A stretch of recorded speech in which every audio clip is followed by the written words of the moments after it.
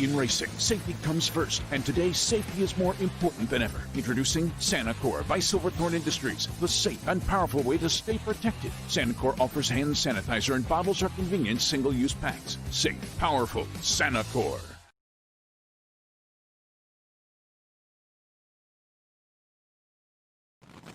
This is WFO Radio.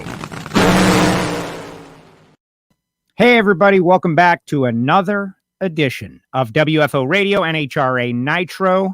We're going to be recapping and previewing Texas races as we go back-to-back weekends in the Lone Star State.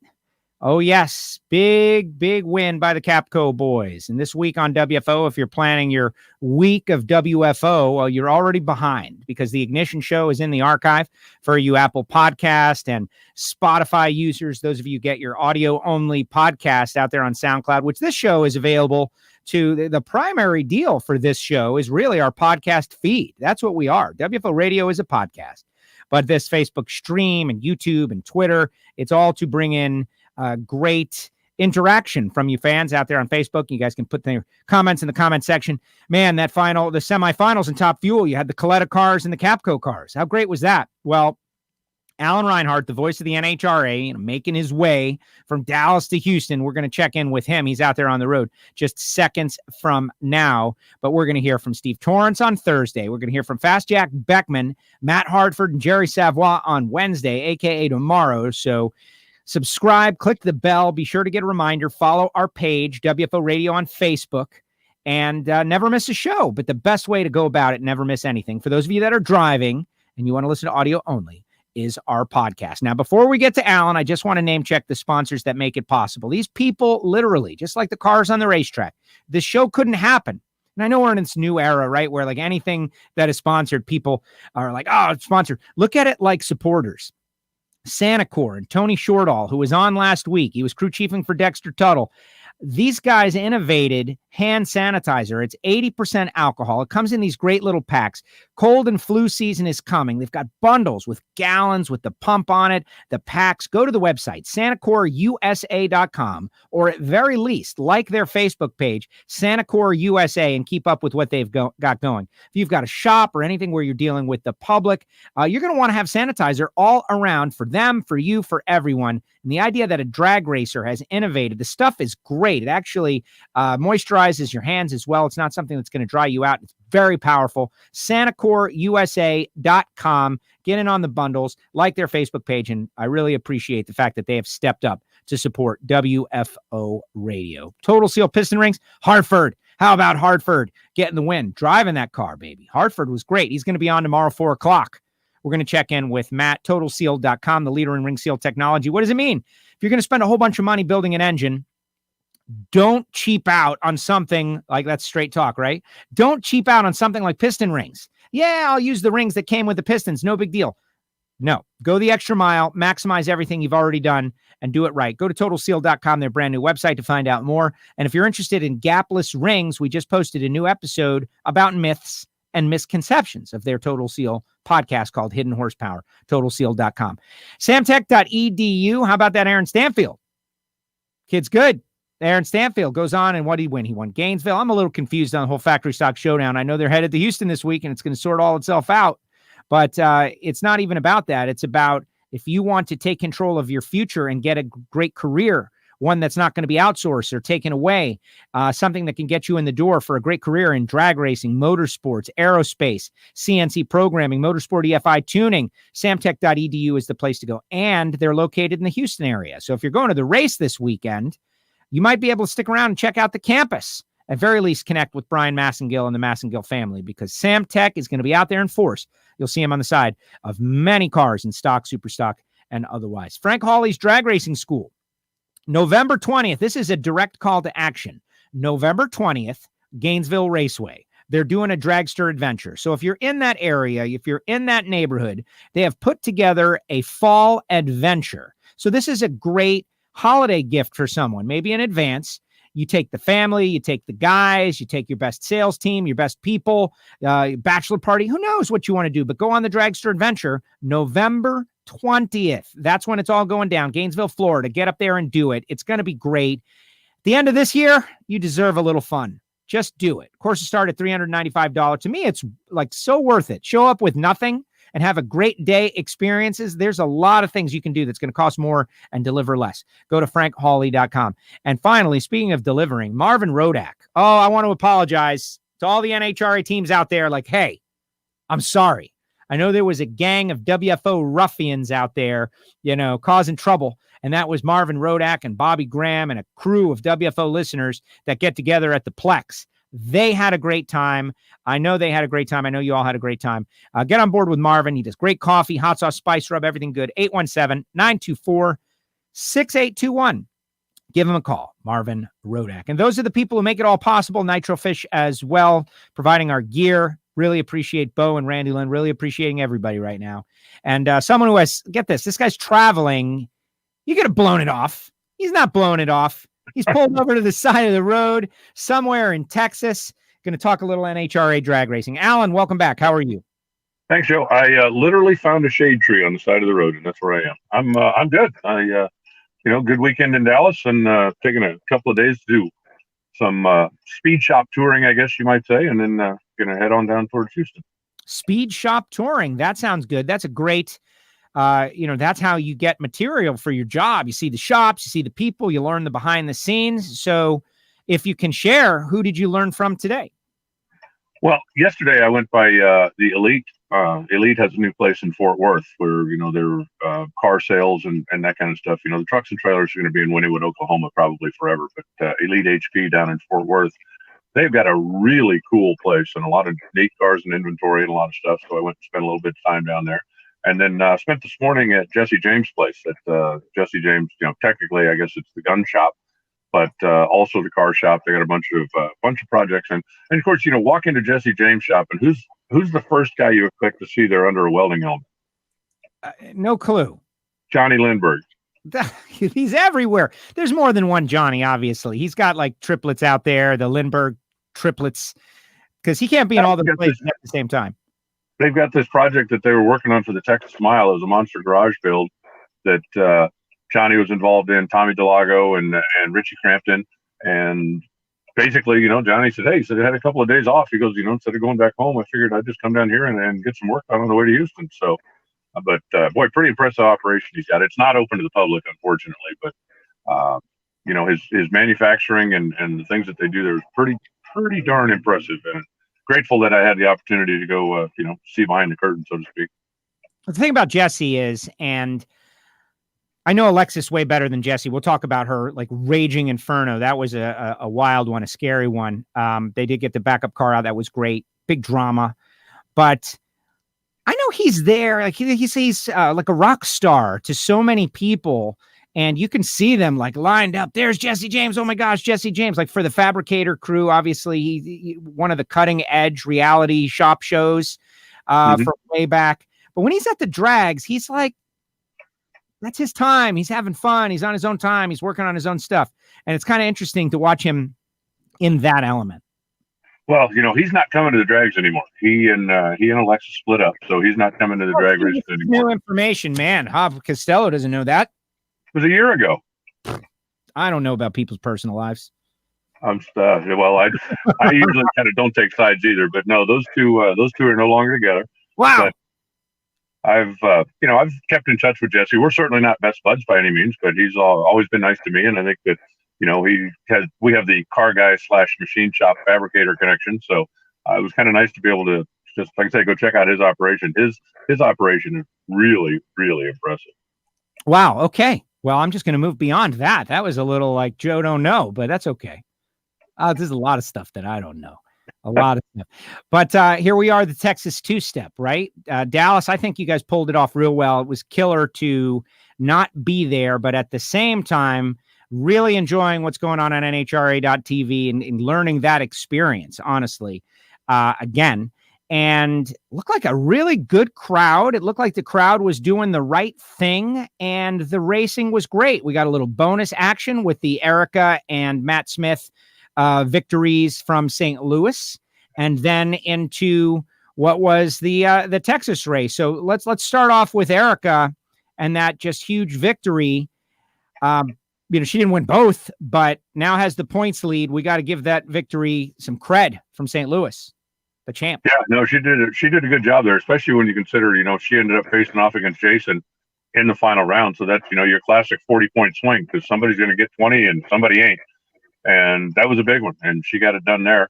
Then, unable to follow up on Sunday and win here. But that one was big. That's, she's in good shape right now, but not comfortable, I don't think.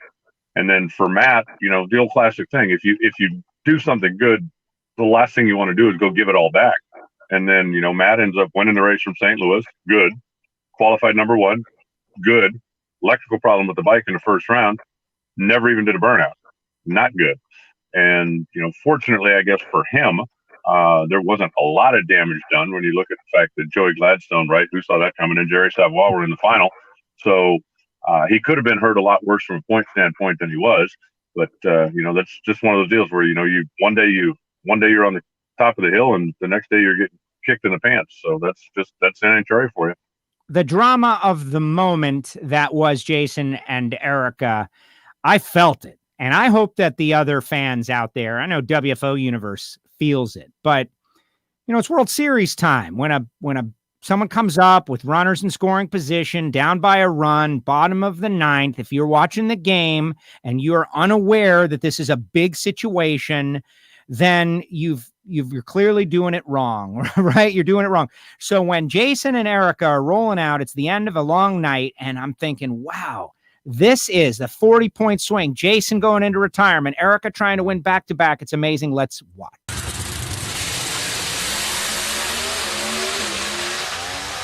Jason Line has problems early as they get down to the top end of the racetrack. It will be Erica Enders, 6:57.2 beats a 6:58.8. And there it is. That was huge for that team to get the job done. And, here we go. We've got 2 races to go.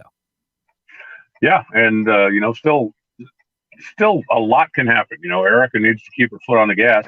She, slipped up in the Dallas race. And I think she would tell you exactly the same thing. She had the car to win the race and didn't get it done. And for her, that's pretty unusual, because usually if she has a car to win, she wins. And then she wins an awful lot when she doesn't have the car to win also.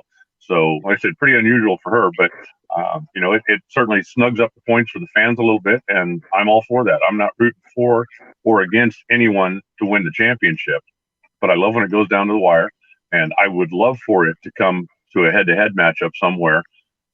For me, it's way more fun when it's like, okay, Joe and Alan are racing and the winner's going to be the champion, than it is when Joe is standing there going, okay, somebody beat Alan so I can be the champion. They don't write that on the trophy, but it's just not the same for the fans. And hopefully we'll have some moments like that when we get to Las Vegas. Yes, Vegas is happening. That's a rumor that, there was always, it's happening. Vegas is happening. People that got travel to Vegas, your travel is good. Vegas is happening. I don't know exactly the percentage. I don't know that, but Vegas is happening. And so that's good news. Yeah, definitely. And I don't know the percentage either, but I know. And the other thing that is just so confusing for everybody is, how are you measuring the percentage? I spoke to Billy Meyer at length, and he said, if you go by what everybody terms the Walmart rules, right, where you can only have, one person for every so many square feet of space you got. He says, well, we got 350 acres. We can put 100,000 people here, no problem. And that was also an issue when we were in St. Louis. Chris Blair told me, he said, I can't get a straight answer out of anybody. When they're telling me you can have 40%, 40% of what? Well, 40% capacity of my property, right? Or of my grandstands, and if it's 40% of my grandstands, I'm going to have 2,000 people here that are racers and crew. Does that count? And nobody could ever give them a straight answer. So, what everybody's doing is just trying to trying to make the best decision that they can, and not just go completely overboard. And, let's just get through all this and hope that we get back to something closer to normal. But, by the time next year rolls around, Billy said that he believed that they were about 40 to 45% capacity, grandstand capacity. And, if you looked at the grandstands, they never looked overstuffed, which is good. That's what you want. There were some people congregating on the fence, but, we're trying to do what everybody's trying to do. We're trying to do the right thing. trying to get through this, trying to follow rules so we don't, get smacked down. And, let's just get through this year and then hope that things relax a little bit next year. Exactly. All right. So I want to get into the results. Top Fuel, just a great story, but I want to mention a sub story that is, someone is happy. The first lady racer, pro stock motorcycle racer over 200 miles per hour. I want to make a big deal about Angie's 200 mile per hour run because I know how important it was to her. She's been chasing this for a while. She knows Matt's got a fast bike. She works on the bikes. She's so close with the bikes. Scotty got it. She wanted it so bad. The Denzo relationship, I think, is pretty strongly because of Angie and everything she has done. And I was just so happy and proud of her to get that accomplishment and to be able to enjoy it and go into the history books forever as the first, woman over 200 mile per hour on a motorcycle in the NHRA. What was probably the best part about it is that Matt didn't know. Oh, really? No, they're standing down there on the starting line, and she went 680 at 80 flat, I think. And Matt saw the 680 come up, and he kind of turned around and headed back towards his bike, and he took 2 steps before I said, check it out. And he turned back around and looked, and, the Texas scoreboards toggle. Yes. So, when he turns back around and looks, it says 680 again. And he literally has to stand there and wait for a couple of seconds before it flips over and says 200 miles an hour. And then he obviously was pretty happy about it. We were able to keep the camera on Angie as she came around the top end of the racetrack. So we had that recorded when they told her she went 200, and she basically went berserk. So, good for her. And, good for Matt Smith that 5 riders in the 200 mile an hour club, the Denzo club right now, and 3 of them are on Matt Smith bikes. So I think that says a lot about the power that his operation is making right now. I got it. You got to give credit to Matt. They've done great things. Derek has a question. He says that they were there from start to finish. He doesn't recall hearing anyone besides you. The question is, when do you have time to eat? When they're backing up from the burnout, basically. Now, Brian Lones was there on Friday and helped out. He was there Saturday until I think about 11 o'clock. He had to go start to take care of his TV duties, and then from then on out, it was just me. But that's the times we live in, and I'm like everybody else.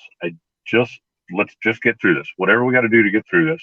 I hate it on a number of levels. One, it is nice to have a break every once in a while. It's nice to go, be able to sit down, take a break, get something to eat. It's also really nice for me to be able to go out in the pits. I mean, it's important to me, and I think it helps me do my job if I watch something happen in qualifying and then go, okay, I need to go find the straight story so I can fill everybody in. And I've been doing, some of that with text and some of it with other forms of communication. But, for right now, it's just a matter of this is the situation we've got. We've got to deal with it. And, it made for a long day, but at least I got to see every car go down a racetrack, so I didn't miss much. That's right. All right, let's dive into some specific results. Starting off in Top Fuel, Steve Torrance, number 1 qualifier, the big Steve Torrance versus Cam Ferret round 1, return matchup. I'm happy that's in the rearview mirror, honestly. And we're going to have a big show with Steve on Thursday. Steve is going to be the only guest. I feel like Steve had one bad moment in that deal, and that there's a lot of fans that are using him to channel their anger forever. Like, man, Steve, you did that, and so I'm just never going to listen to you ever again. And I'm going to fight through that because I think Steve Torrance is a good person. He's an outspoken character. He's exactly what everybody wanted all those years when they were rejecting the corporate sponsor driver identity. And then they get it, and he's dominant. And they want to ignore him. I don't think so. I don't support that. So we're doing full on Steve Torrance on Thursday, and we're going to ask him some really, challenging, difficult questions, and we're going to get right into it. But bottom line, though, this guy storms to the semis where he's got to go up against Langdon. That's the plan if you're Coletta Motorsports, right? Langdon, they just won the U.S. Nationals. Here's the guy, the second car. Doug is the other lane. Doug's got a shot at Billy, and the Capco cars beat the Coletta cars, set up a final round. Torrance wins the final round, and that's it. What do you say, right? Head-to-head competition, and Capco wins and Coletta loses, and the points go to Capco with 2 to go. Yeah, and I think, if I'm Steve, I'm saying, hey, you guys want me to lose? Come beat me. I'm right here. I'm here every week. Just come beat me. They stayed and tested after St. Louis, and I think figured something out. I don't know exactly what, but their car down low is really aggressive. And when I say down low, I'm talking 60 foot. They're getting away with stuff that people haven't been able to in the past. Usually in the past, if you're, 8, 20, 60 foot, you might get away with that. But if you try to go 8, 15, it just never made it. You can make the car fly that first 60 feet, but then it's just not going to make it after that. And they have figured out a way for the car to go that aggressive in 60 feet, excuse me, and still make it. And it's paying dividends. The Colettas had them basically right where they want them, right? It's like, this is what we need. Yep. Couldn't do the job. And, in Texas, obviously, there was a pretty big Capco contingent there. They loved it. Yeah. Did you feel the tower shake like when they went crazy? I'm sure. I don't know what the suite situation was, if that was allowed or not allowed or whatever, but I know that place went nuts. Yeah, excuse me, I got something caught in my throat. The Capco guys have got a couple of suites upstairs, and the unique configuration of the Texas Motorplex Tower with the patio seating in the tower. From the announcer's booth, I could see them, and so when a wind light would come on, they were definitely celebrating and having a big time. I talked to Steve a little bit, just happened to bump into him at the end of the day when they were getting their crew hats made and that kind of thing. After pretty much all the pomp and circumstance had been put behind them. And we talked a little bit about Cam Ferret, and you should ask him about that tomorrow. He said that, he's actually gotten to know Cam a little bit since all of this stuff happened. And everything that happened in the past is completely in the past as far as both of them are concerned. It's like, hey, we had a moment. Wasn't my best moment. Learned from it, moved on, and now have, come to realize that the guy I was mad at, there was no reason to be mad at in the first place. So, at this point, they're good. But ask him about it and let him tell you the story. It's pretty interesting, a guy that says, look, I know I wasn't having my best moment. I'm trying to learn from this and go forward and steps he's taking. Well, exactly. And what I'm trying to do with it is, if you're a fan, don't you want to like people as opposed to dislike people? This sport is it's not designed for a place for you to put your anger and your rage on people. That's not what it is. It's like you want to like people and have that happen. And I just, I think that Steve is likable, and I like him, and I like what he's doing, and I like the family. I didn't know that this was the case, though. Fontaine says, how cool was it to see Mama Kay throw the switch in the final? I didn't notice that. Did that happen? I don't know. I can't see from where I sit. She is hidden behind the track attempt sign, but it's very possible she was standing right in the middle, as she always does when her two boys run each other. So I guess it's very possible that she did. And if she did, that's awesome. I mean, that's a kind of a cool little family Texas moment thing. Yeah, exactly. And no problem either way. Yeah. And I'm sorry, but to finish on what I don't want everybody to like everybody. You know what? If you look at Steve and don't like him, it's from a fan standpoint, that's okay. How excited do you get if Sean had beat him? You have to have the white hats and the black hats. And I'm not saying I want you to think Steve's a bad guy, but if you want to root against Steve because he's kicking your guy's tail, I'm fine with that. That's what drives the sport. I told people for years and years, and not meaning to discount anybody, but back in the day, if Del Worsham was racing Dean Scusa, they're both nice guys, they're both young guys, they're both out there racing with their dads, but in the grand scheme of things, does it get you excited? Right, I get you. Whereas when John Forrest was racing Al Hoffman, everybody in the place wanted somebody to win and somebody to get their tail kicked, and you need that. So if some of the fans want to use Steve as I just want to see him get his ass kicked, great, fine, buy tickets, come watch it, see if he gets his ass kicked, and I'm fine with that. But that's what the sport has to have that. If everybody's holding hands and singing Kumbaya, then it's hard for me to convince the fans that this is a big deal when the guys get out at the end and hug each other. Right, and I agree with that. The way it was masks on, completely socially distanced and sanitized. I agree with that. But at the same time, I feel like fans don't even want to hear his voice, don't even want to hear what he has to say, are not even paying attention to what is one of the greatest runs in Top Fuel history. Maybe not Tony Schumacher and Alan Johnson historic, but they haven't stopped yet. We don't know where this thing is going to end. Maybe they win the championship this year. Maybe that's 3 in a row. Certainly 4 great years, skipped a race. If you love drag racing, what we're watching is something historic. And for people to just ignore him, not hate him, ignore him.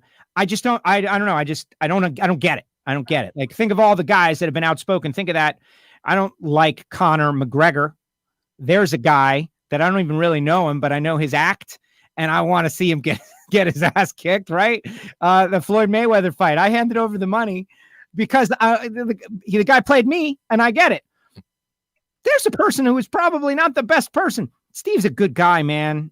He's a good guy. He doesn't deserve that kind of negativity. I don't know, but you can still deserve to get your butt kicked on the racetrack and be a good guy. There's those things are not necessarily connected. Well, I think Steve is kind of taking the attitude now that he's worrying about him. He's got his family, he's got his race team, he's got his business. And if you don't like him, that's fine. That's not going to have any effect on his family or his race team or his business. And he's just going to, take care of his business and not worry about the rest of it. And here's the power of WFO for those of you that are watching for the very first time and wondering, like, is this a show that I should watch on a regular basis? Remember, we were just talking about Mama Kay, and did she throw the switch? Yeah, Mama Kay is out there right now, and she says, hey, Joe, I flipped the switch. And so you want news? You want to keep up with drag racing? This is the spot. We got Mama Kay out there answering your question. Yes, she flipped the switch, Alan. She did it. Yeah. Hey, Mama Kay, don't you just love race day? She's on my text list at the end of the day. But yeah, I think, like I said, Steve Torrence right now is worrying about Steve Torrence. And if you like him, that's wonderful. And if you don't like him, you're not having any effect on him. He's taking care of his business, taking care of his family, taking care of his race team. And that's all he can do. Well, exactly. And if you like drag racing and drag racing history and dominant performances and teams that come in and figure something out and really do a great job, you must acknowledge and respect what they've done. It's pretty amazing, honestly. Yeah, right now they are doing something that hasn't been done in a while, and who knows when it'll be done again. So, whether you like them or not, you are watching history unfold right before your eyes. And, there will be a time when there will be people looking back and going, do you remember back, in the late teens, early 20s, when that Torrance kid just came in and decimated everybody for however many years it lasts.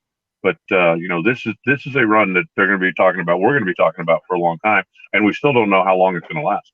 Right. And I loved the analogy that you made on the broadcast about Castello Air and a family team with a business. Because, I don't necessarily think of Connie Castello, this super magnate, air cargo, one of the biggest companies that we know of.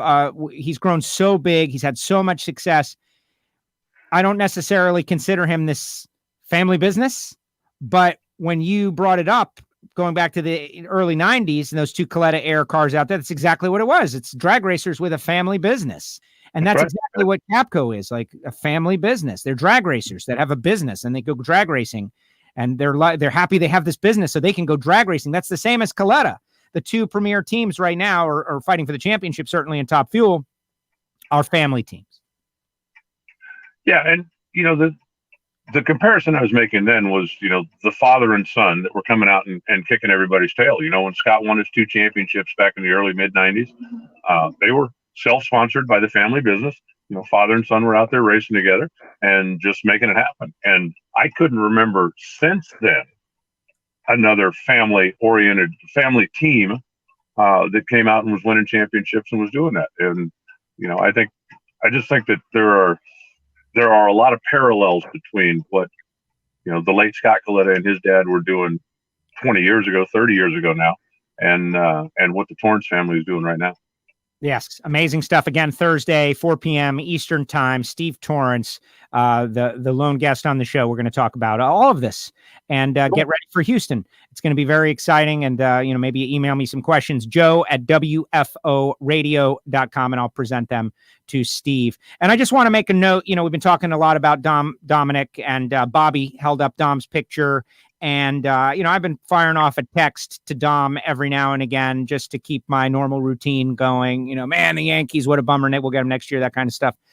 This weekend, I got a response.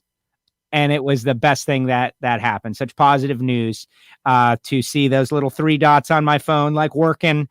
and to get a, hey, thanks for the text back from Dominic. Just amazing moment. All right, let's talk funny car, which, by the way, these points championships, as crazy as 2020 has been, the points championships are shaping up big time.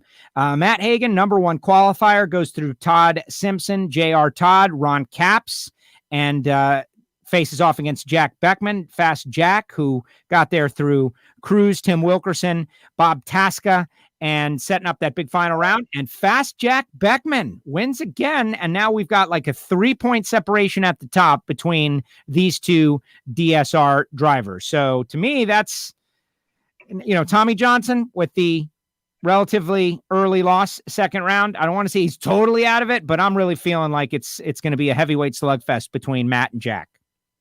Well, Tommy's going to have to do something this weekend, I think, if he wants to really get back in it. And remember, 1.5 points in Vegas, so that gives you a little extra cushion when we go in there also.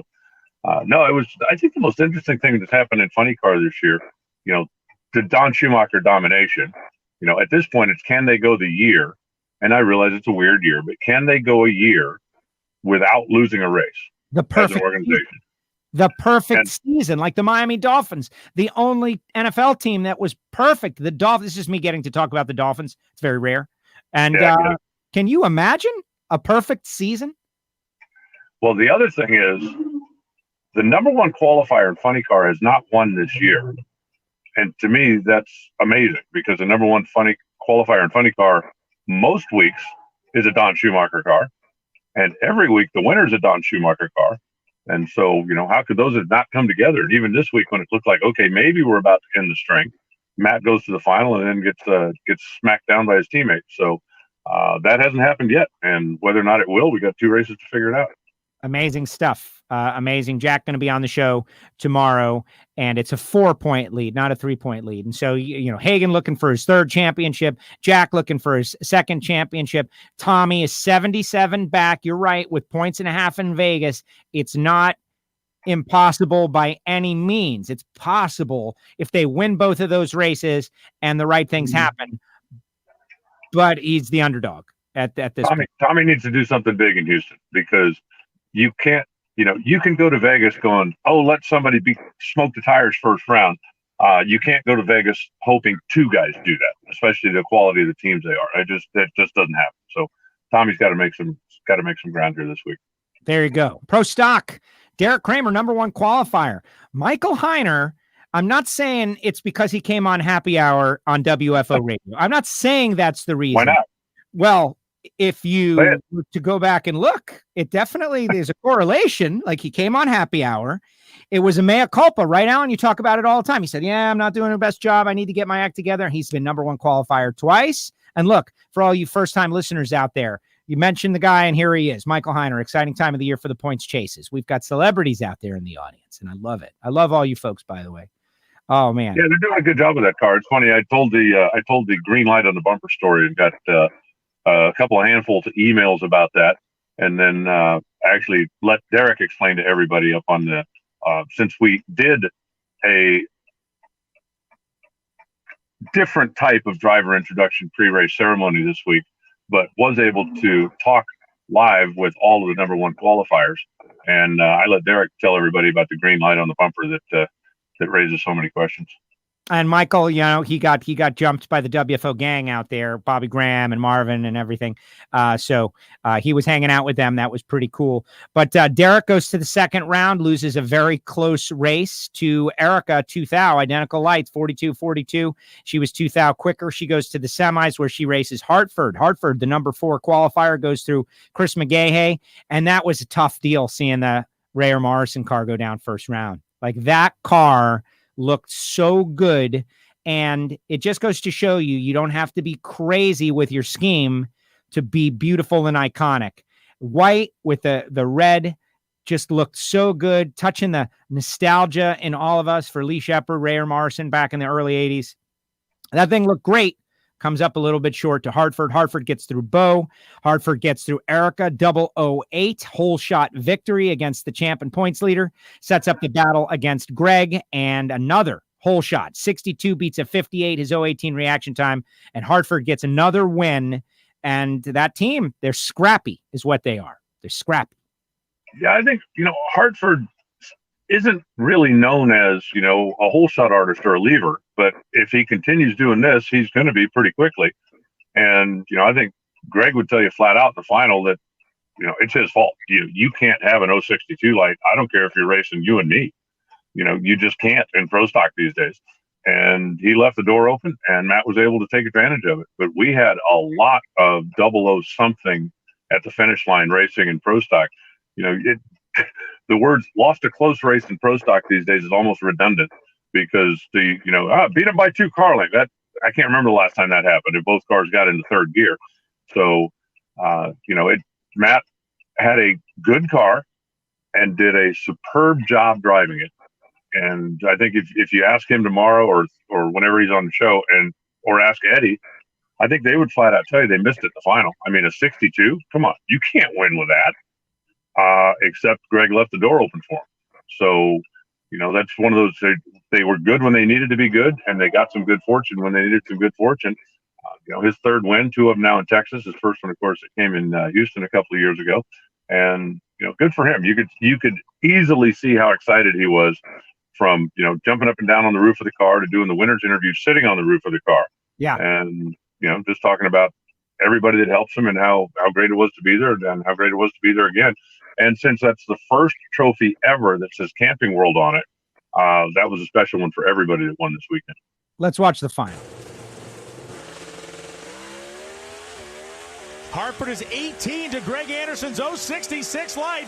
Anderson trying to pull up next to him. They get to the finish line, and it's Hartford on a whole shot again. 662.5 beats a 658.8. His wife goes nuts. Eddie Granaccia goes nuts. And Matt Hartford is losing his mind inside that car, whether he looks like it or not. He's looking in his rearview mirror. I don't think he has a rearview mirror. Right now, Matt Hartford is seeing 7, 7, 7 come up on the scoreboard, and he earned it. It's a tough way to make a living, but if you have to do it on the starting line, by all means. And there it is. Wow, Hartford. Look, that was Greg was coming up on him.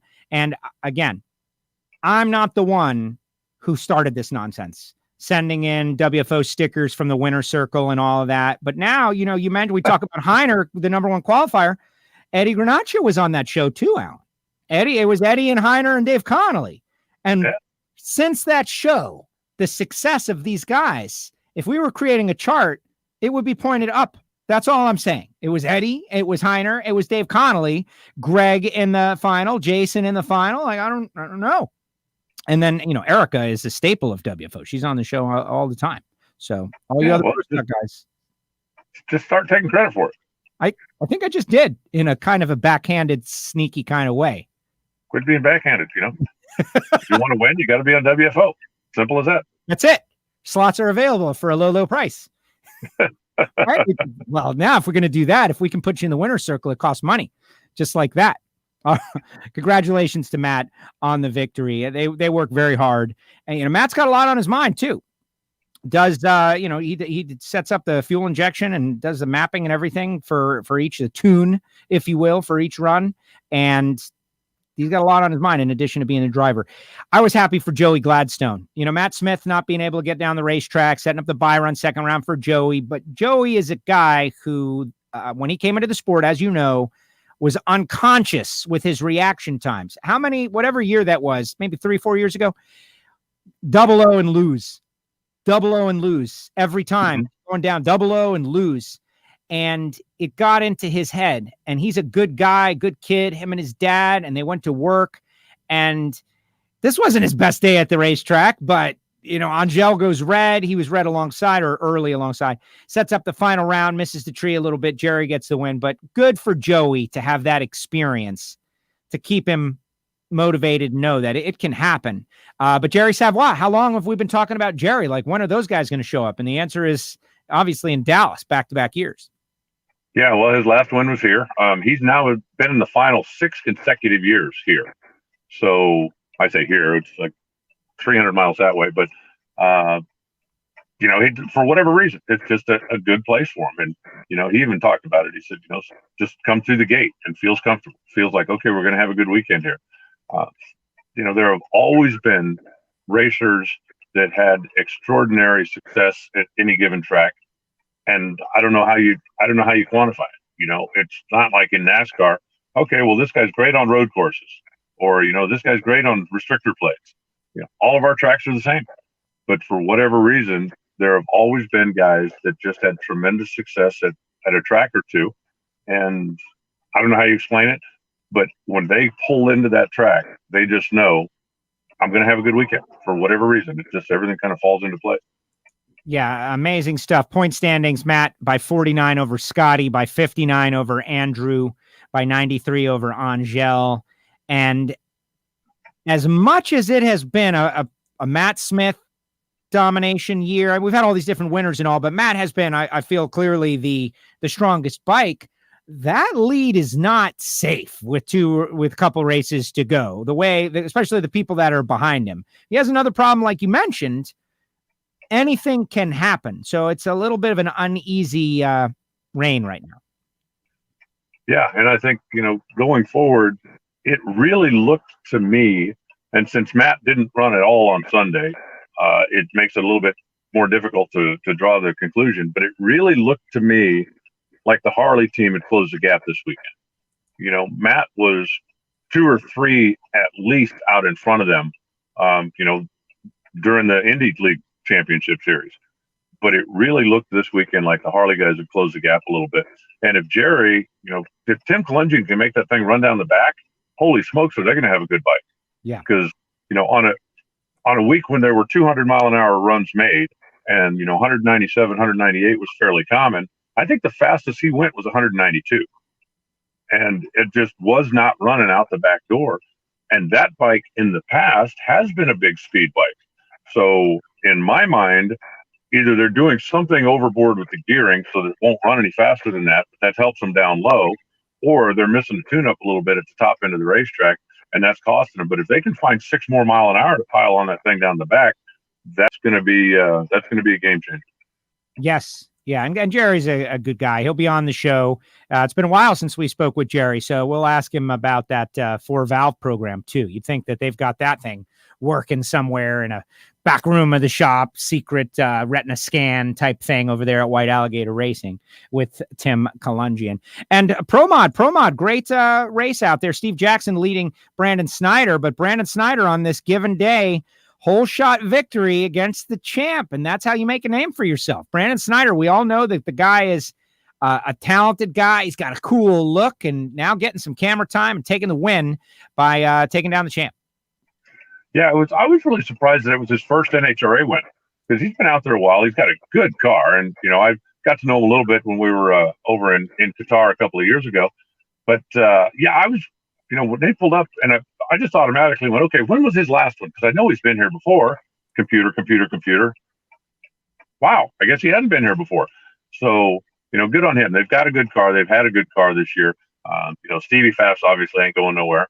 So I think we've got a pretty good battle shaping up. And the fact that we are going to have Pro Mods in Houston this weekend, because they didn't run in St. Louis just with all the stuff that was going on. So that's going to be a little extra added value for the Houston crowd this weekend as they get to see the Pro Modified race. Yes, very exciting. Factory Stock Showdown, 2 races. Aaron Stanfield, the kid is the goods, and he won I guess it was the Gator Nationals rain final, but then, or was it just that? No, Aaron Stanfield had a standout weekend. He won both, correct? Yep. Yeah. Kid's been great. Obviously, I would love for more CJs to be there. Kevin Skinner, though, looked like he was competitive and right in the neighborhood now. So with a little bit of time and development, that Cobra Jet has once again overcome the rules changes. And it looks like, it's a bummer. Here we are right at the very end, but it feels like we kind of got to where we need to be in terms of parity-wise. Yeah, I mean, they're all running pretty close right now. We still, of course, haven't seen the new Dodge Drag Pack that should have been out earlier in the year, and then this the whole year. So we'll see what happens with that when it does finally debut. But Aaron, I think, is in a good position right now. Also, the fact that we are running Factory Stock Showdown at Houston this weekend, that wasn't originally on the schedule, but because they didn't run in St. Louis, they're going to come down and run now. As I understand it, and this could be wrong, but as I understand it, qualifying was completed in St. Louis, So it won't be a full tilt qualifying and race program for them. The 16 cars that qualified are going to come race. But we will at least get to see factory stock showdown on the track. And I haven't seen a detailed run schedule. I'm sure it's up online. But somewhere along the line, they will have a practice run, I'm sure, before they go into elimination.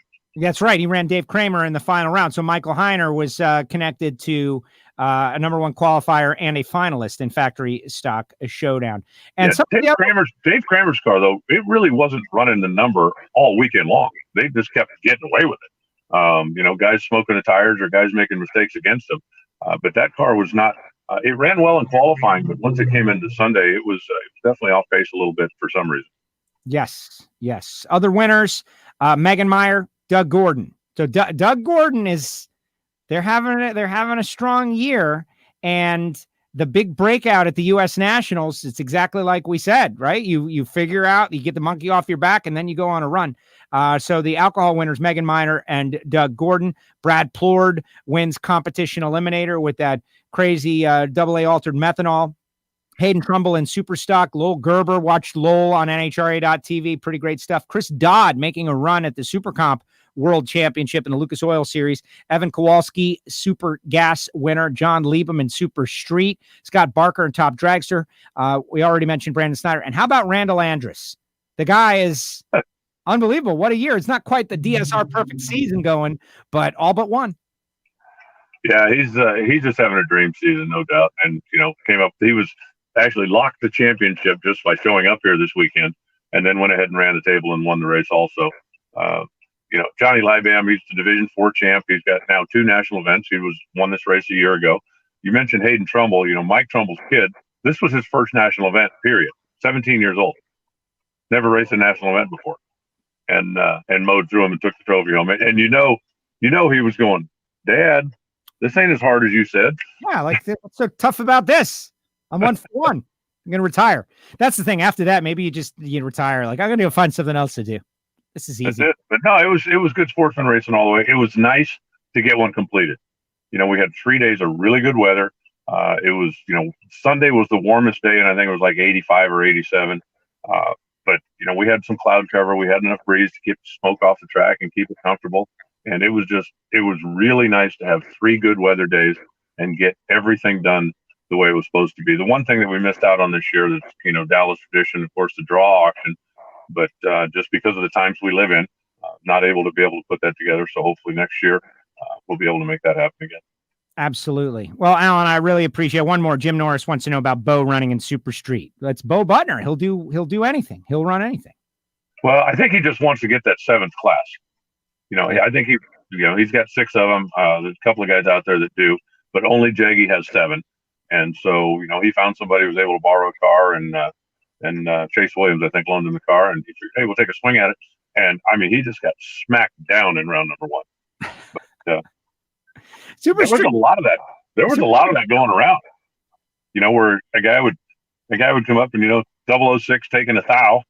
And then, 2 pairs later, a guy's 006 taking a thou and loses. And it was really just good racing all the way around. Yeah, great stuff. Alan, great job. Very enjoyable. The NHRA.tv product brings the sport into the homes of so many, and it's an all weekend thing. You're never, you're cleaning the house, you're doing stuff, you're working on projects, you're washing the car, you got it on, you're listening, and it's just a great thing. And as we get beyond 2020, hopefully as soon as is possible, into 2021, that is a great thing. Obviously, I prefer to be there with you, but it's really good for me to enjoy the experience and see what it's like for everybody else out there. And it is just so much fun, if you like drag racing, of course. Great job as usual. Let's look ahead real quick. Houston Raceway Park, presented by Pennzoil, Baytown. This is a race that's normally held early in the season. It is now a critical championship race. One of our tracks that's been around a long time, historic. What do you think? Give us good weather, and we'll take it from there. Houston, when the weather's good, is like pro stock heaven. Good facility, good family that runs it. And I think we're going to be fine. We got good, solid, hardcore fans down there. Just need to have good weather, and we'll take it from there. Yes. Okay. Safe travels. Buckle that seatbelt on the road, and I'll be logged on Saturday, I guess. and Friday and Saturday, and enjoying NHRA.tv. It looks like I'm done for the year. So I'm going to be watching you guys all the way through Vegas, but it has been great. It's been a great year. Of course, we're going to keep doing WFO, but, thank you, Alan, for all that you have done and continue to do on the show. I really appreciate you. It's my pleasure, Joe. And I'm going to meander along. This is kind of a fun little trip for me because I've got 3 days to cover, or 4 days to cover 250 miles. And so, going by Elite yesterday, being invited down to Jesse James' place was really pretty cool. I really enjoy trips like this. It's like when I used to take the motorcycle and ride it on the coast. I'm just cruising along and go, hey, that looks cool. I'm going to stop because I don't have to ask anybody. I don't have to take a vote. And so I'm just going to take a couple of lazy days and meander my way down to Baytown. Wonderful. Wonderful. Well, give him my best, and we'll speak with you next week or sooner. Okay, man. We'll chat with you soon. Bye, Alan. Thank you. There he goes. Alan Reinhart, the voice of the NHRA, called the action. And hey, what's up to Carl Cam? Carl, how's it going out there? Monica and everybody who's weighing in. Mike Heiner. Thank you, Michael. And hopefully the WFO guys were I know they were well behaved. I'm teasing everybody. Our audience, I think that when they get together is well behaved. And honestly, seeing all the photographs, all right, it's killing me not being there. But just like Alan said, like we got to do what we got to do to get to the end of this 2020 season, which just is, what a year. It's just the worst ever. But knowing that through this show, we have made connections for people that would have probably never met each other, and they're out at the racetrack and they're hanging out together and they're enjoying the sport together and they're meeting driver celebrity stars that they see on the show and hanging out with them. Like that's beyond anything that I could have planned when we started WFO 10 years ago. And my talk radio career that started in Miami, you always have listeners, right? But some of them are creepy. It's true. Because you're on public airwaves. It's very different with this. Nobody watches who doesn't like it. Why would you watch something you hate? And you're in a car on your way to work, like maybe you do, because you can't find anything else. But now with digital and the web and podcasts and all of that stuff, we've got a great group of listeners that are becoming friends with each other and hanging out at their drag races, what we love. And it's never been more important to me. It's never been appreciated more. And obviously this year has been really tough. Really tough. Let's see what Franklin says. You're the biggest celebrity I've met at the racetrack in recent years, Joe. That is a lie, Carl. That is a lie. You shouldn't lie. You know what you're trying to do. You're trying to inflate my ego, but I remember seeing pictures of you and Tony Stewart very recently. You and Tony, all masked up. Let's see what Mark says. NHRA and Camping World are losing value by not having you at its events. Content creation and enthusiasm has value. Oh my gosh, Mark. I should have pre-read that, not put that on the screen. That would have definitely been the team player move, to not put that on the screen. So let's see what else we got. Put your comments in the comments section. You know what I didn't do? First of all, I put on this good face that, I know what I'm doing.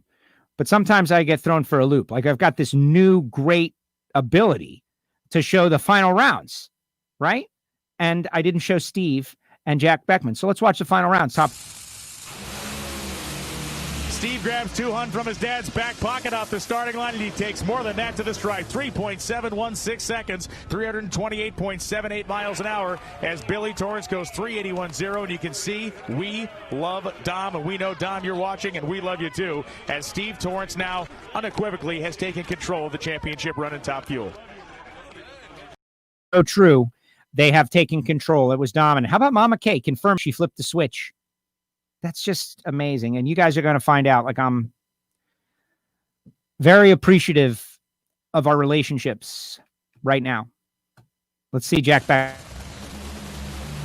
They leave within a single thousandth of a second as they go down the racetrack. It's Jack Beckman, 3.908, like a bracket car. That machine repeating within 5/1000ths of a second of itself. 328 miles an hour.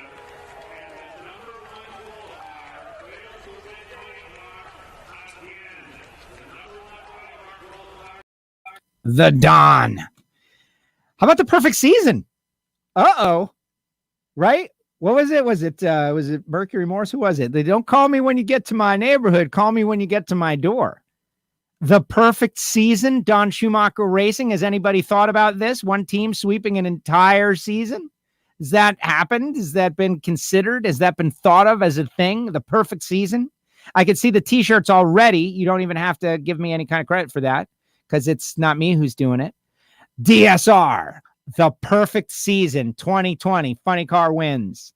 And so the gauntlet is being thrown down to all the other teams. Like, are you going to let that happen? And who's got the best chance of stopping it? All right, so get your comments in the comments section, final comments, and then I'm out of here. See what everybody has to say. Look, this show doesn't happen by accident. It's because great people like Sanacor, they wanted access to you guys. They know that there's businesses and race teams, and you guys are all working hard, and you've got your own private businesses, and you've got all your own stuff. Silverthorne Industries, SanacorUSA.com. They've got bundles right now, cold and flu season. Yeah, there's sanitizer everywhere, but there's only one that I know of that's created, innovated by drag racers. And they've got those, see, I took the packets out of the studio because I needed them. The packets are a great deal for you moms and dads out there sending the kids back to school, and you're like a little questionable, like what will they do? You could put one of these in their back pocket. They run into any kind of weird situation. You rip open a packet and the sanitizer. Sanitizer is good, by the way. Everybody knows that there's a difference. It's 80% alcohol, so it's going to get the job done, but it's also got some moisturizer in there, so it doesn't dry you out since you're using it all the time.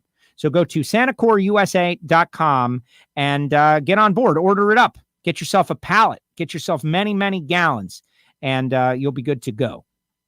Also, Total Seal piston rings. Hartford going to be on tomorrow. The WFO sticker in the final round got great pub. Now, how do we turn that, like seeing the sticker on television, into new listeners? That's the challenge, growing our audience.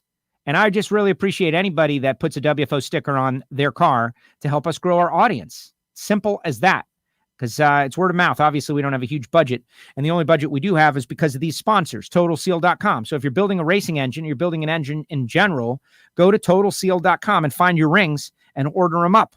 Customer service, top notch. Call Keith. Call the guys over there, Lake Speed Jr. And they've got some really good stuff going on. And thank you, Total Seal. Frank Hawley's Drag Racing School, Frank and Lana Hawley, $395, $399. Go to frankhawley.com. Like, is it a lot of money or is it a little bit of money? Well, it depends on who you are, what you're doing, and what your responsibilities are. I know plenty of people that can come up with $400 any second to have a once-in-a-lifetime style experience. And that's what they're offering at Gainesville Raceway, November 20th. It's the Fall Adventure. And it's kind of a last minute thing. We're inside of 30 days now. But if you're in that area, anywhere in Florida, Georgia, South Carolina, North Carolina, make the plan, give them a call, frankhawley.com, and go down there and get in the Dragster Adventure and do something in 2020 that you will look back on 2020 and say, that was something I did that I remembered always that was a positive and wonderful thing. Do that. frankhawley.com. Go to the website and, of course, tell them you heard about it on WFO Radio. Really appreciate you, Frank and Lana. Awesome. Marvin Rodak, 817-924-6821. Marvin, one of our longest sponsors. You know, he was a listener before he was the sponsor for all you other listeners who have businesses. He reached out and he sent me a bacon recipe. And then, like, our relationship is built on bacon. And I can't think of too many things stronger and more robust than love of bacon. And the guy has got coffee and he roasts it fresh per your order. You call him, Marvin, I'm looking for one of your drag racing themed blends with extreme caffeine because I'm on the edge, baby. And he'll tell you bang the blower or our WFO radio blend. Or they've got so many different blends that are drag racing themed, which makes them fun. But also the coffee is excellent.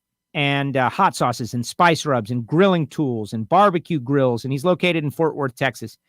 Give him a call, 817-924-6821. That's Marvin. And Sam Tech, Brian Massengill and the family, thinking about Aaron Stanfield, who's been on our show. And what a year it's been. I'm so happy for that young man. He's a great kid. There's a lot of people who think, that the future is not bright, but Aaron Stanfield is the kind of kid that you look at and you think, man, the future is bright. And they've got so many good kids coming out of samtech.edu. They're interested. They're fired up. They love drag racing. They love doing and working and building and making and getting up early and staying up late, working hard to be the next generation of people that come into the sport. You know, maybe the next Michael Heiner, like who knows? Samtech.edu. And if you think, man, I'd like to be in this community of racers and I'd like to get an opportunity to do something great and know that when I go into it, I know what I'm doing. And I'm not a big question mark to somebody. I'm going to get bounced in the first day. That's what Samtech is all about. Samtech.edu. Call Brian Massengill. Ask for him directly. It'll annoy him when all our listeners, he's not going to be annoyed. Tell him you heard about it on WFO. Samtech.edu. And finally, really, this has all been just an exercise for me to hawk some face coverings to you. No, we found that we can keep some people safe and promote our show and cover some expenses with these face coverings. Go to WFOradio.com. The website is ever improving. There's an area called the WFO store, products picked for and by the WFO universe. That's you. And get yourself a face covering. It's $10 with shipping. I'm going to throw in a couple of stickers, and it's a nice little pack that you're going to get. And really, I just want everybody to have one because it's fun for me to send them out. WFOradio.com. You can also get them at nitrofishracing.com. And speaking of Bo and Randy Lynn, they do such a great job with our 10th anniversary t-shirts, WFO Radio t-shirts like this one. And, swag up, baby. Swag up. Get the mask. Get the shirt. Katie Tonglet, happy birthday. There's one. Katie. It's been helping out in the Nitrofish trailer for a long time. Always reports to me. We sold a shirt. I'm always so excited. It's a big deal when one of my shirts gets bought at the racetrack because that means we're doing it right. It's amazing stuff. And you get 20% off if you go to nitrofishracing.com. Really appreciative. Oh, boy, guys. What a year. We're going to be doing the tree for Dominic. Some things have derailed that today. Let's get those final comments in the comment section. And let me keep refreshing. All right. Keep refreshing. Oh, the NHRA, everybody knows that there's, Castello's off the air. All right. Release the news. Let's see what everybody's got from top to bottom. Look at that. Wes Buck. The celebrities just continue on WFO. What's up, Wes? Hopefully you're great. I was just watching one of your videos this morning. It's absolutely true. Thank you, Wes. And Robert, we should see a Lucas Oil divisional schedule for 21. Very soon, Bob. Very soon. Stay tuned. NHRA.com. Great show today. Always enjoy the Tuesday show. Nice break in the day. That's the goal. Escape. And if you can't watch, you should download the podcasts. Spotify, Apple Podcasts. And our Ignition show is not like this. It's not that this isn't fun. This is fun, but it's just loose. It's loose. It's an entertainment podcast, much the way I would do a talk radio show. A lot of regular sports, World Series issues, things happening, all kinds of stuff. Thanks for the great show every week. Thank you. Thank you for supporting. Hartford needs you to help him work on the car. I don't think so. I think Hartford's got it all figured out, and Adam and the whole team. The only thing, KI last week was his birthday. And from CIP1, one of our banner ad sponsors for you Volkswagen air-cooled people, go to the website. We've got other sponsors on there. CIP1 doing a great job. But it was his birthday. He still can't get into the country or can't leave his country because of the whole COVID thing. This guy it's got to be devastating for him. I feel not being somewhere with all these people that you form these connections with because of work it's tough. Being on a race team and you can't get into the country because of a pandemic. Oh my God, it's got to be devastating. Let's see. Michael Heiner. It was cool talking to Rodak there. Great dude. Yeah. People don't realize, Michael, that Marvin Rodak is one of these interesting people, Renaissance man, builds his own computers, knows how to fly planes, has flown planes over the Capitol, flies nostalgic planes. It's amazing. Pilot. Yeah. I'll learn to be a coffee expert because I'm interested. And now here, years later, this is his deal. Bigger and better. Mark says, Hartford's a rock star. Gaming Trumper girl made my day. Get out of here, Mark. I get what you're saying. But Erica is awesome. and Courtney. Like, what? Who cares what people think about that stuff? Like, I like to think WFO like this is we're free of all of that. Whatever it is, we're free of it. Like, keep it, think about it, do your thing. But when we come in here, that doesn't exist. And good is good. And that was a good thing for Erica. Best deal on the internet. Us? Get out. Got to wear a face covering. Might as well be a cool WFO one. Well, exactly. You got to have 1 or 2 or 5 in your car, because even me, I forget. I go out, I forget. Greg Scott, look at this guy. He's a Dodgers fan. Let's get into that. Okay, Dodgers versus Rays. Do you guys remember me telling the story of the guy who attacked me for talking about the Yankees, and he's a Dodgers fan? Well, he and I have a bet. If the Dodgers win, I'm going to send him a face covering. Not because I like Tampa. I don't like Tampa. I'm very disappointed and angry with Tampa right now because they beat the Yankees. But if his Dodgers win, I'm going to send him a face covering. And if his Dodgers lose, he's going to buy one and help the show. I felt like that was a good deal, and I could talk about it on the show and milk something out of it. What Franklin say? Can't wait for Orlando door slammer that Wes puts on. Yeah, man, Wes, that was like my last real positive, super positive memory from another world and another time, a simpler time. The Ignition Show was a fun show. Thank you, Monica. Jeff says, thanks, Joe. Thank you, Jeff. So polite. CIP1 really helped me when I restored my 63 Type 1. Great company. Yes. And KI. And the best thing about KI is he's got this company. Like, how many people in our audience are using Volkswagen stuff? Well, obviously Mark is, and I know Bobby Graham is because he's got the Bug Barn. And KI is like, how can I help the show? And so he's got banner ads on WFOradio.com. And look, it's working. Fontaine, are JFR employees getting paid? I don't see any of them freelancing asking for a friend. And the answer, I think, is some of them are. I think some of them are, but that's private people's business. Look at me. I didn't even know about. How embarrassing was that? Talk about a big story that I don't know about, because there's a lot of private stuff that, honestly, it's not my business to go probing into people's business. And I know I'm supposed to be a journalist, but not really. I've always considered myself a low-level entertainer with this, like a lounge singer. It's not my business to go prying into stuff. If people want to tell me stuff, that's great. But searching around, prying for info, I'll wait for somebody else to do that and then talk about what they did. Do you think how strong ProMod has become, it might swap with motorcycle or pro stock for the main show? It's already the main show. See, I don't like that assessment. It's already the main show. ProMod is its own thing. They race as many times as they want to. They expanded. I'm under the impression that we wanted them to do more. When I say we, I mean they, NHRA, wanted them to do more. And ProMod said, nah, this is it. 12. Be good for us. These guys own their own businesses and they are hands-on at their own businesses. And drag racing takes a lot of time, money, and travel. I consider ProMod as part of the NHRA. They're not the Camping World Drag Racing Series. That's something.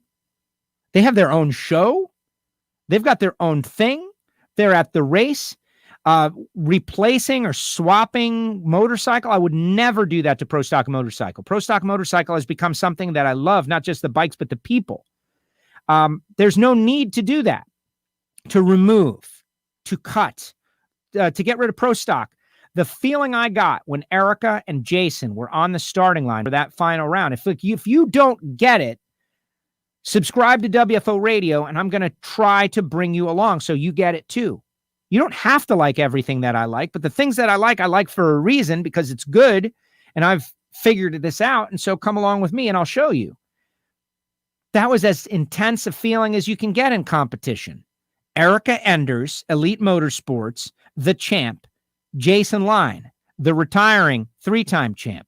Erica battled Jason for one championship and beat him. We all remember that. Final round, red light. It was insane, the drama and the pressure. The cars don't go 300 mile per hour, guys. They don't. It's a different kind of car. It's a different thing. And they don't go 250 either. They go over 210.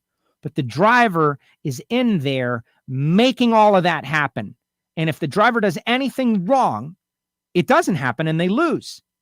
And that's what it's about.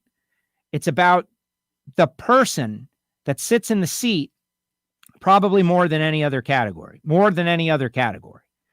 And that's why we love it. And so when it's Erica and Jason, and they both got all this stuff on the line, extra stuff, and it's a final round, and it's going to be a 40-point swing, and it's Saturday night, and it's under the lights, That's what it's all about. There's nothing better than that. And that was a pro stock moment. And I got to say, Scotty Polachek and Matt, there's no real great rivalry there because Matt and they're on the same team. But it was exciting too. Scott says, didn't have to pry. Jesse posted on Facebook. Yeah, but I don't follow Jesse. And you know, things like that. Sometimes everybody like sides. Sometimes you pick sides. ProMod's another great addition. I hear you on the personal business thing. I suppose I was asking because I was really hoping to hear something positive. I love hearing that someone is doing right by their people. I'm under the impression that that's why they're not racing, so that they can be ready for next year, that they can come out of the box strong. I know a lot of their guys have gone on to work for other teams and are currently working for other teams now, like Red Wayne Waite. Red, who is we love Red on WFO, who, he needs to work, and so he's working. H. Crazy's ProMod show is 3 to 4 weeks later at a weird time, doesn't always get consistent promotion. I get what you're saying. Got to work on that. Should definitely work on that. Let's see. Nothing takes the place of being there at the race. No, nothing. And Jeff, Pro Stock rocks, 500 inches, 6 seconds. Yeah, it's just slightly, you got to invest a little bit in Pro Stock, and you'll get so much more out of your investment. And tomorrow at 4:00, Matt Hartford is going to help me make that argument. We're going to have Hartford, and we're going to have Beckman, and we're going to have Jerry Savoy in one show. That is my intention at the moment. That is my intention at the moment. And so we shall see. All right. And that is all. All right, everybody. Again, really appreciate you. WFO doesn't happen without you, the listeners. And when you share the show and when you start a watch party, when you send a link to your friends via email and say, like, hey, man, try this show. This guy's not terrible. It helps. I appreciate it. Been doing this for over 10 years now, trying to make my way in drag racing and motorsports. What am I doing? And I'm still here. Somehow. But thank you all. It's tough. Appreciate you. Appreciate the NHRA and this drag racing community and all the people who work hard within it. And I thank you. And thanks to our sponsors, and thanks to all the people who really love the show. If you really love the show, you should become a Patreon, patreon.com/WFO radio. And yes, as much as I get introspective, I know when to hit you with the promotion. Thanks to Alan Reinhart, who took some time out of his very busy day. And we'll see you next time, right here on WFO Radio.